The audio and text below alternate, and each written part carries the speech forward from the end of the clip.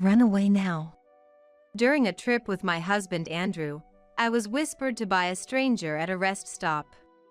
What do you mean? I couldn't help but ask back. After hearing her whisper, I was shocked when I looked through Andrew's luggage. What was he planning to do with this? I hurried into the driver's seat. It seemed like Andrew was coming back at that moment. Terrified of Andrew, who appeared in the corner of my eye, I left him behind and drove away from the rest area. My name is Victoria Garcia. I'm 33 years old. I run a company. I've loved clothes since I was young, and after graduating, I went to a vocational school for fashion. I studied design and started my own brand. Because I was always working, I never really had a boyfriend. There were people who showed interest, but I could never quite like them back. As a business owner, I met many people, but most men were only interested in my money or wanted to show me off as a trophy. It felt like no one saw me for who I am. But at 33, my friends were getting married or having children and starting new lives. I wasn't particularly keen on marriage, but being an only child, my parents began to pressure me into feeling like I should marry. Amidst this, I met a man. His name is Andrew Moore. He's 33, the same age as me. He works at the office, and he's the brother of Thomas Moore, the executive vice president of my company. Thomas has been supporting me since I started my company, and he's one of the people I trust the most. Thomas introduced me to Andrew when their father passed away. I didn't know the details, but it seems their father died suddenly. Their mother had divorced and been separated since they were children, leaving Thomas and Andrew to grow up as just the two of them. Despite their hardships, they both behaved stoically, greeting the mourners properly. Moreover, Andrew was very considerate towards me the first time we met. Acting on Thomas's behalf, he stayed by my side, making sure I didn't feel down by sharing happy memories of their father. I was moved by his thoughtfulness and, knowing he was Thomas's brother, I quickly opened up to him, confident he was a good person. Later, Thomas formally introduced us, and Andrew and I began dating. I was thrilled to have my first boyfriend. But it didn't take long to notice Andrew's selfishness. Work again? You're the boss, just take a break. Let Thomas handle it. It doesn't work that way. Thomas has his duties, and being the boss isn't as easy as you think. Contrary to what some might think, being an entrepreneur doesn't mean I can take days off at will. In fact, it's quite the opposite, making it hard to take a break. Like other regular businessmen, Andrew was promised to have his weekends off, whereas for me, it was normal to work on weekends. I would often work at home as well. Even so, I made sure to prepare meals and didn't neglect household chores on days Andrew visited. I took his words as his way of wanting to spend more time with me and overlooked his occasional whims and temper. I wanted to cherish my first boyfriend. Although Andrew behaved this way, I believed he cared for me. Even if he wasn't the boyfriend I had imagined, I liked preparing meals for him and looked forward to his visits. After a year of dating, we decided to get married. Thomas was delighted, and I felt a strange connection to becoming his actual sister-in-law. The wedding went smoothly. Being an only child and Andrew being the younger son, Andrew decided to take our family name. It wasn't my or my parents' wish. Andrew himself strongly wished to join my family. Since it was just Victoria in our family, I was ready for her to leave once she got married. You don't have to worry about us, my mother told Andrew, but for some reason, he insisted on taking on our family name. My father also said, I'm sure he has his own thoughts being the younger sibling. If that's what Andrew wants, it's all right for him to change his last name to ours. Ultimately, Andrew changed his last name from Andrew Moore to Andrew Garcia. For me, Changing my surname after getting married would have been a hassle, so in a way, it was a relief. My relatives praised Andrew for becoming a son-in-law for my sake, and I found myself further idealizing him. Sometime after we got married, I brought up the idea of going on a trip. Work had finally settled down, and we had the time, so I wanted to travel with Andrew. It was, in a way, our honeymoon. We brought home brochures from a travel agency and discussed where to go. However, Andrew coldly said to me, "Huh?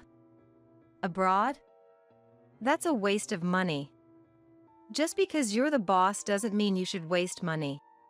A once-in-a-lifetime honeymoon trip is a waste of money?" I had to bite my tongue to keep from saying that. "But it's our honeymoon, and we've never gone on a trip together, have we? I want to go somewhere, even if it's just within the country." Andrew sighed at my words.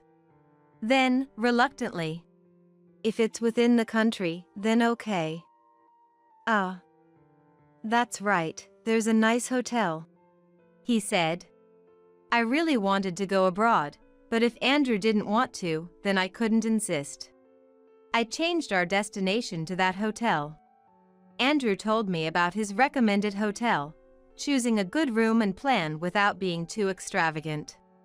And on the day, "Don't worry about anything over here." Thomas sent me that message as we headed out on our trip. Gratefully accepting his words, I went to the hotel in Andrew's car. During the ride, Andrew seemed in good spirits, and I enjoyed myself too. "Ah, let's stop by the travel center. They have famous bread here. We won't be able to eat dinner if we do." Laughing, Andrew agreed to stop at the travel center. We enjoyed the gourmet food there, took photos, and had a good time. After spending some time there, when Andrew suggested we should head out, I nodded. "I'm going to have a smoke first. You can go back to the car." Andrew was a smoker. Since I don't smoke, he gave me the keys when I said I'd go back to the car first. "All right. I'll buy some coffee and head back." I took the keys and went to the coffee corner of the store. But there, for a moment, I felt a chill down my spine. Looking around, nothing seemed amiss. Thinking it was just my imagination, I reached for the coffee. No one was at the register, but upon seeing me, a store clerk hurriedly opened the register. "It's $2. Can I pay with a card?" After a transactional conversation and paying, I was about to grab the coffee when she gripped it tightly, refusing to let go. "What's going on?" Barely managing to speak, she whispered to me, Run away now. "What?" If you don't, you'll become their prey. Shocked, I was frozen. As her grip on the coffee loosened, our eyes met. Maybe the chill I felt earlier was her gaze. Her intense stare made me lose any desire to resist, and I whispered, What do you mean? "You're with Andrew Moore, right?" He's Andrew Garcia now, but knowing Andrew's maiden name meant she had seen us together and approached me. Confused, I nodded. "Go to the police now. If you don't believe me, look through his luggage. There must be something." The store clerk then let go of my coffee. Andrew shouldn't have been back yet. Gripping the keys tightly, I rushed back to the car. Though I didn't understand her reason, there must have been one. Not thinking it was a prank, I immediately checked Andrew's luggage upon returning to the car. "What is this?" And, looking inside, I was terrified. Andrew's luggage contained a bottle with sleeping pills, a shovel, a large knife, and work clothes. What was he planning to do? Just imagining it scared me. I quickly closed the trunk and got into the driver's seat. I could see Andrew emerging from the smoking area. Then, as if fleeing, I quickly stepped on the accelerator. Andrew, seeing the car move, looked surprised. But I was terrified of Andrew, who appeared in the corner of my eye, and left the travel center without looking back. From there, I acted without thinking. I got off the highway, searched for a police station, and took refuge there. "Please help me!" Shaking, I ran into the police, and they took me in, wondering what had happened. I explained the situation. "I found a knife and a shovel in the luggage. I'm sure my husband intends to dismember me." "There's no way that's true." However, I froze at Andrew's voice, who had followed me in. "Andrew, what are you talking about?" "And leaving me at the travel center. It was tough catching a taxi to get here." In front of the police, Andrew scolded me. "Are you her husband? For caution's sake, may we see your luggage?" The police asked Andrew. Yes," Andrew said, and we moved to the parking lot. When the trunk was opened, it revealed exactly what I had seen. The two police officers, too, seemed to doubt that these were items for a trip. But it was Andrew who explained to them. "I'm sorry for the disturbance. The sleeping pills are mine. I can't sleep with a different pillow. And as for the shovel and knife, there's a place near the hotel where you can mine for gold and gems, so I intended to use them for that." Surprised by his explanation, Andrew continued. "My wife is a busy person, so I thought I'd go alone while she rests. I didn't explain this to her, and it seems we've had a huge misunderstanding." With a smile. His explanation sounded too much like an excuse, and my fear only grew. "Come on, let's go." "No! I won't go!" "What's gotten into you all of a sudden?" "Cut it out," Andrew said, sounding exasperated.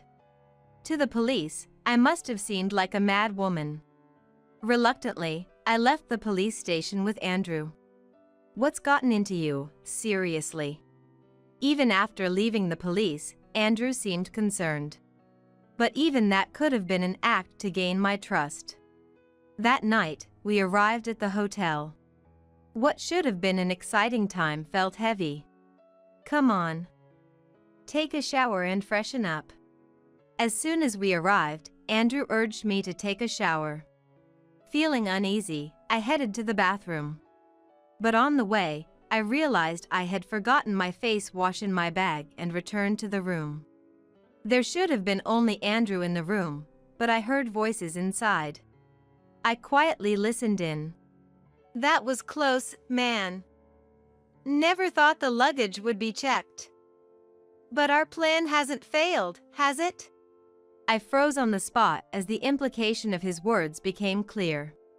The store clerk at the travel center had said there must be an accomplice. He must be talking to that accomplice on the phone. "Your plan is always perfect, bro. The company will be yours soon. Make sure to start the paperwork for the transfer of ownership." I almost let out a noise and covered my mouth. Bro. Andrew only has one brother. Thomas. Could it be that Thomas had betrayed me too? Perhaps my meeting with Andrew had been arranged from the start. As suspicion turned to certainty, the anxiety and fear inside me vanished. There was no way I was going to let their plan succeed. Pretending I hadn't heard anything, I headed to the shower. Fortunately, there was face wash in the bathroom, and I used it to wash my face. My reflection in the mirror showed my eyes burning with anger, replacing any fear or anxiety. Afterward, I acted as if nothing had happened and returned to the room. "That felt good. You seem to be in a better mood." "Yes. Sorry. I've been so busy with work, maybe I was a bit emotionally unstable. I've reflected on it." Feigning a downcast look, Andrew smiled, seemingly reassured. By acting as if everything was fine, I aimed to let him lower his guard and find an opportunity. "Are you going on the mining experience tomorrow?" "Yeah. That's the plan." "Victoria, you just rest in the room. But when I asked about the mining experience, he still wouldn't meet my eyes. Surely the entire mining experience was a lie, and he intended to bury me. I also needed to find some evidence about Thomas. I was silent, and Andrew also had become distant after lying. To break the awkwardness, I said, "Right. I need to check with Thomas about how his work went today. Why don't you take a shower now, Andrew? It's almost time for dinner." Yeah, I will. Andrew left the room as if relieved. Watching his actions with understanding, I realized how transparent he was. After Andrew left, I quickly reopened his luggage. Since I had seen it, there was no need for him to hide anything anymore. Still disgusted by the inappropriate luggage for a trip, I took out the bottle of sleeping pills. I emptied its contents and replaced them with the vitamins I had. The vitamin C supplements closely resembled the sleeping pills in color and shape. He probably wouldn't notice the switch. I placed the sleeping pills into my vitamin container. This way, even if he tried to drug me with the bottle's contents, I would be safe. Then, pretending to know nothing, I called Thomas. "Thomas, how was your day?" "Oh, it was fine. Finished my tasks without any trouble and was about to leave work." "You're worried about work, aren't you? Are you enjoying the trip with Andrew?" "Not at all. We're having so much fun I don't even have time to think about work. Though we've had our troubles." When I laughed, he laughed too. Even though Thomas knew what happened. "What happened?" he asked. "I'll tell you when I see you at work," I replied back. "I will see you at work tomorrow, right? Take care." "Yes. I'll contact you if anything comes up." I'm looking forward to hearing your stories. After a brief conversation with Thomas, I hung up the phone. Then, immediately, I called someone else. It was the after-hours number for the office. Employees should still be around at this time. My guess was right. A clerical worker answered, and I asked innocently, "Is Mr. Moore there?" "Mr. Moore? I'm sorry, Mr. Moore has already left for the day." "What about tomorrow?" "Tomorrow? Oh, he won't be returning tomorrow because he's on a business trip." Something's off. Thomas, who just said he was at the office. And I hadn't heard anything about Thomas's business trip tomorrow, nor did he mention it in our previous call. Surely, Thomas is trying to ensure, with utmost care, that I don't catch on to him being in the office. Now that I've seen Andrew's luggage, if I notice anything, he'll insist he was at the office and has nothing to do with Andrew's plans. All right. Thank you. I then hung up the phone. If he's making it seem like he's at the office, maybe he plans to meet up with Andrew. That's what I somehow thought. After coming back from the shower, Andrew was in a great mood. I pretended to be cheerful too. Then, it was time for dinner. Since we ordered room service, our meal was brought to our room. Seeing it, "Wow! This looks delicious!" I exclaimed. "Let's eat." "Go wash your hands first." Andrew kept me away from the meal. He must be planning to mix in sleeping pills. I left the room and headed to the restroom.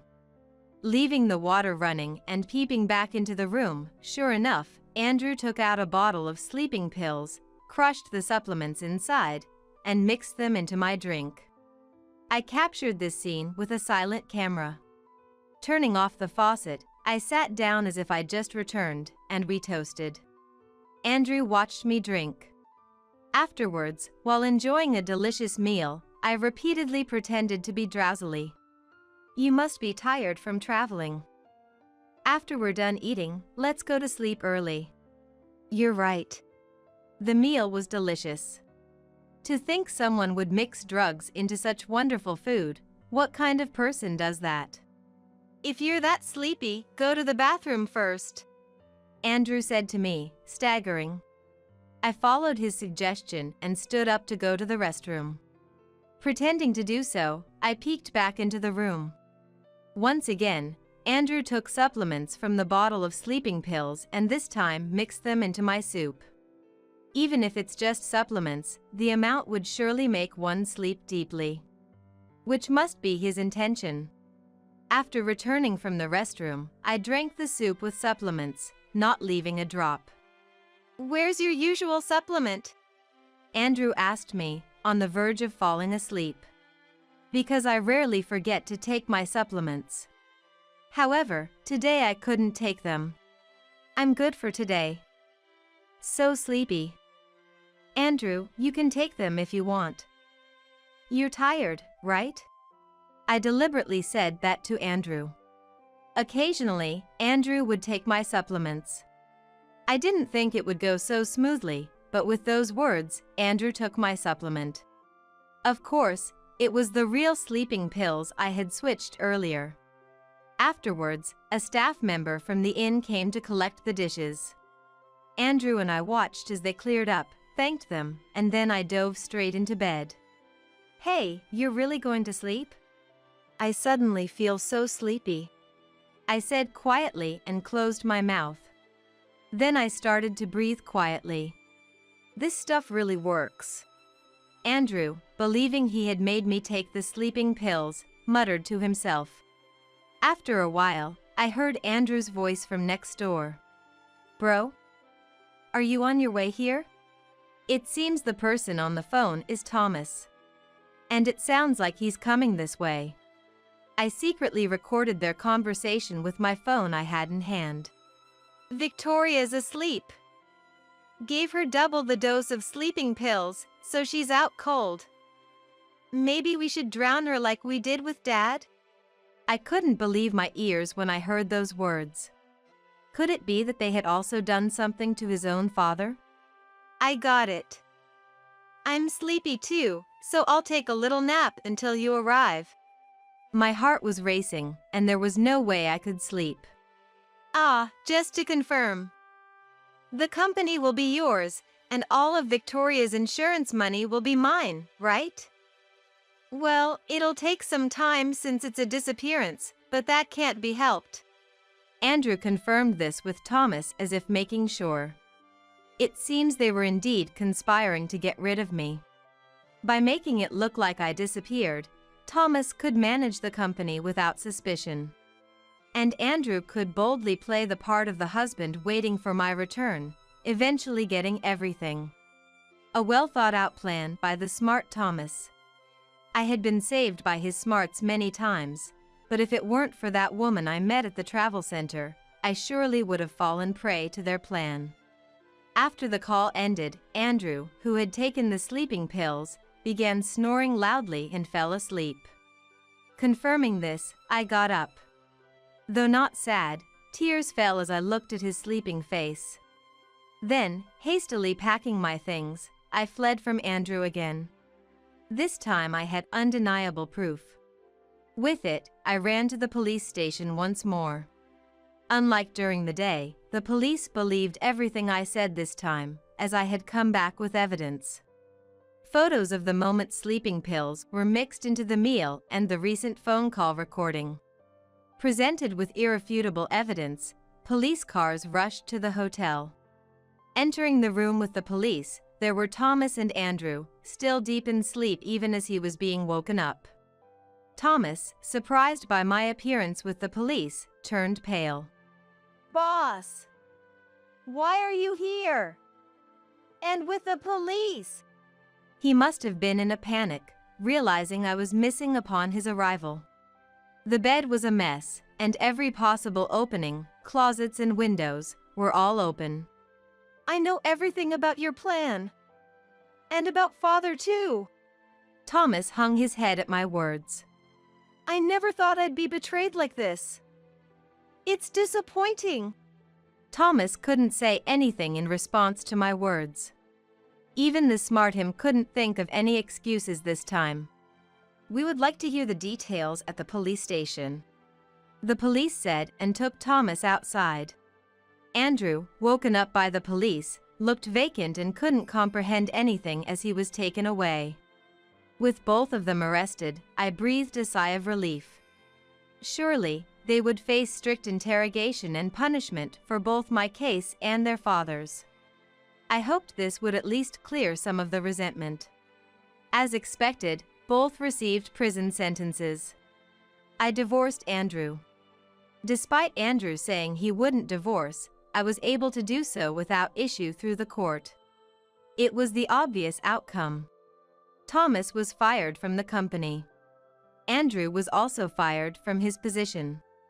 Charged with attempting to embezzle the insurance money, it became a major incident, broadcasted on the news daily.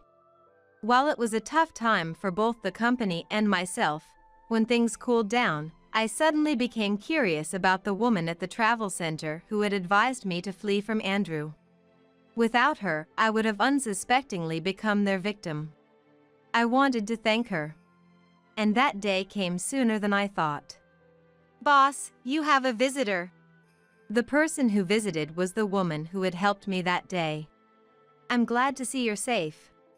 "Thank you so much for everything. No amount of thanks can express my gratitude." I bowed deeply. But then, she surprised me with her words. "I should be the one thanking you. For catching those who sent my father to heaven, thank you." "Father?" "My name is Aurora. I'm Thomas and Andrew's sister. I overheard their plan at the funeral and wanted to save you at all costs. And I didn't want my brothers to commit any more crimes." I was speechless. The woman who had helped me was their sister.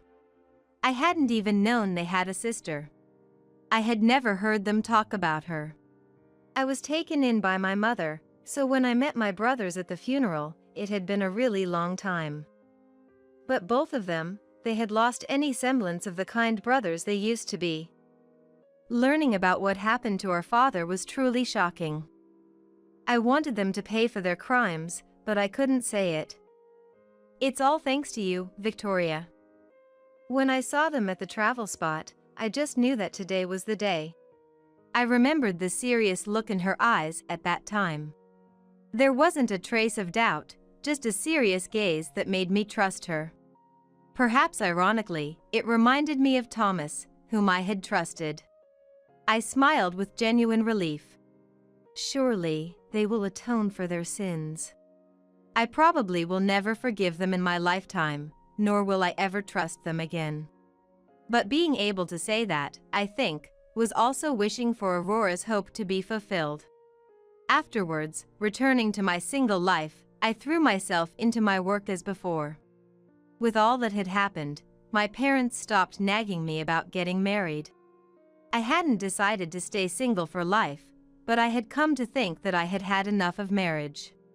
However, 3 years later, I met someone.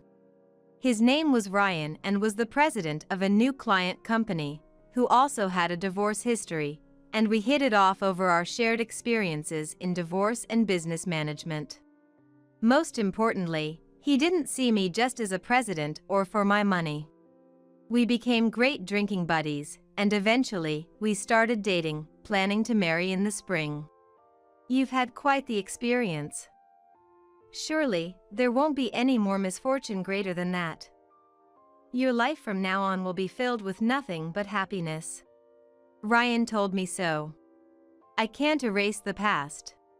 But with Ryan, I feel like I can turn those memories into just past events. And live a future filled only with happiness.